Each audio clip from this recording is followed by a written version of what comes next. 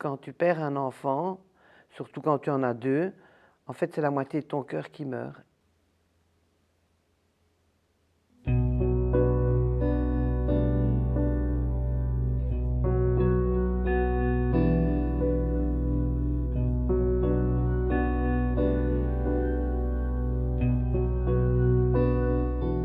Ben voilà, mon nom c'est Carla, j'ai 59 ans.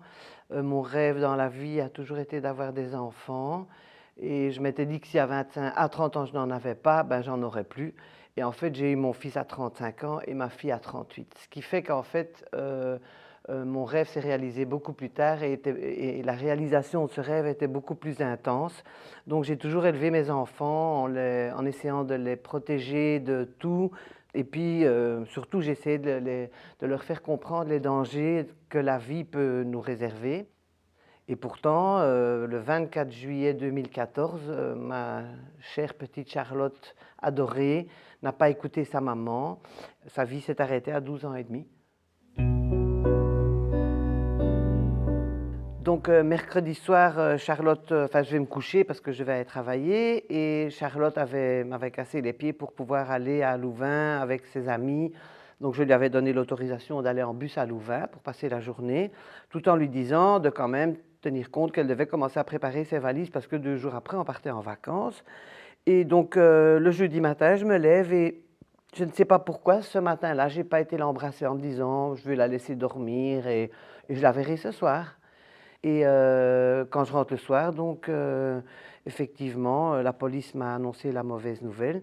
Et j'ai appris donc par après qu'elles avaient décidé de changer les plans. Et au lieu d'aller à Louvain, il y en a une qui a proposé d'aller à la gare faire des photos.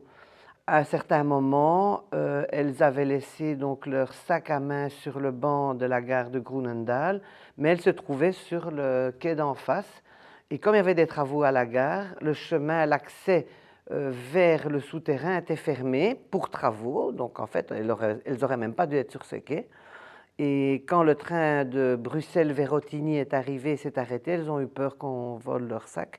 Et elles ont eu la très bonne idée, tout simplement, de traverser sur les voies, d'aller attendre à côté du train que le train parte.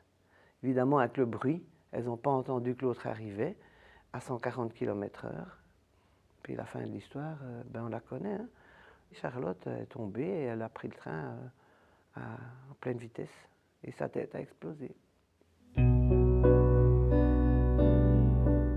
La police s'est présentée à ma maison en voulant me parler et c'était pas facile parce que mes chiens aboyaient, donc le délai de l'annoncement de cette mauvaise nouvelle était long et moi je ne savais pas pourquoi la police était là.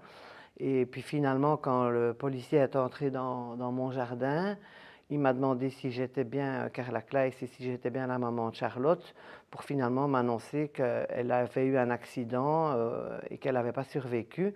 Et ensuite, il m'a raconté qu'elle avait été percutée par un train. Donc là, je suis tombé dans une douleur impossible à expliquer. C'est impossible à expliquer. Et en fait, aussi, je me suis dit, mais qu'est-ce qu'elle faisait à la gare? Je lui avais bien expliqué que c'était très dangereux et qu'on n'avait rien à faire dans des gares, quoi, à part prendre un train pour se rendre autre part, quoi.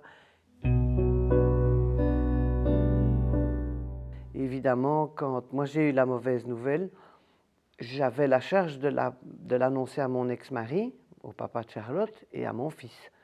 Et c'est horrible, quoi, parce que il faut d'abord faire en sorte qu'ils se retrouvent en face de moi, ce qui n'était pas le cas ni pour l'un ni pour l'autre.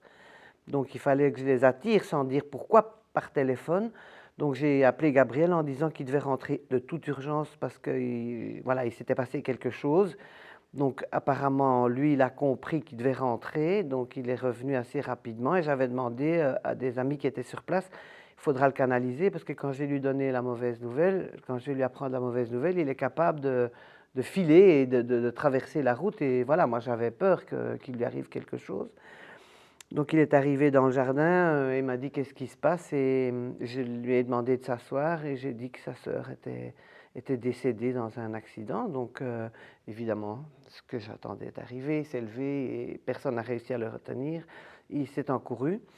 Et suite à ça, ça a été horriblement dur parce que beaucoup de gens sous-estiment la douleur d'un frère ou d'une sœur dans un cas pareil. Et ça a pris mais plus de 5-6 ans que Gabriel retrouve un chemin qui le rendait, je dirais même pas heureux, mais qui pouvait accepter le fait qu'il ne reverrait plus jamais sa sœur.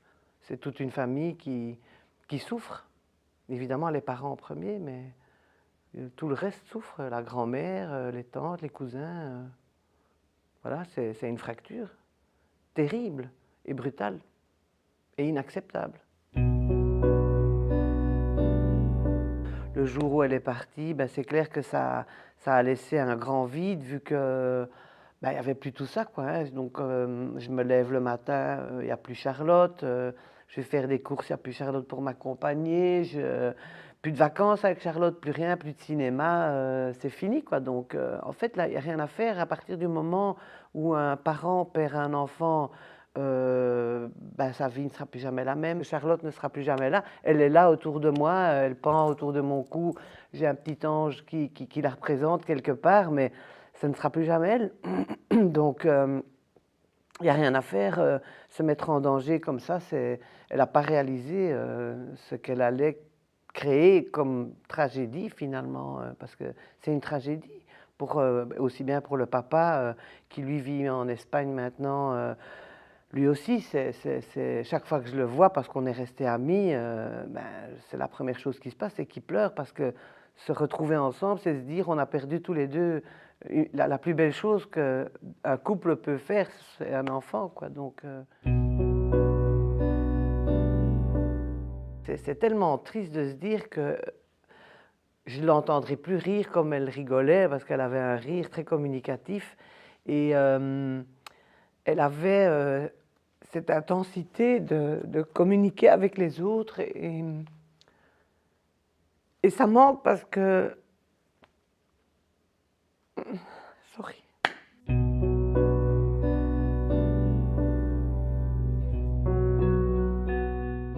Au nom de toutes les personnes que vous aimez et qui vous aiment, n'allez jamais sur les voies et ne vous mettez pas en danger. On a tous un but dans une vie. Est-ce que c'est devenir parent? Est-ce que c'est devenir comédien, chanteur, directeur, quoi que ce soit? Il faut jamais, au grand jamais, perdre et briser ce but parce qu'on se met en danger en traversant les voies, en étant sur les voies pour une autre raison, ou tout simplement voilà, se mettre en danger par rapport à un train qui va de toute façon vous bousiller et vous éclater, et puis il ne restera que de la bouillie. Je suis désolée d'être crue, mais c'est ça.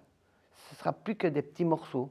Et le rêve des parents, le rêve des sœurs et des frères, des tantes et tout ça, fini, caput.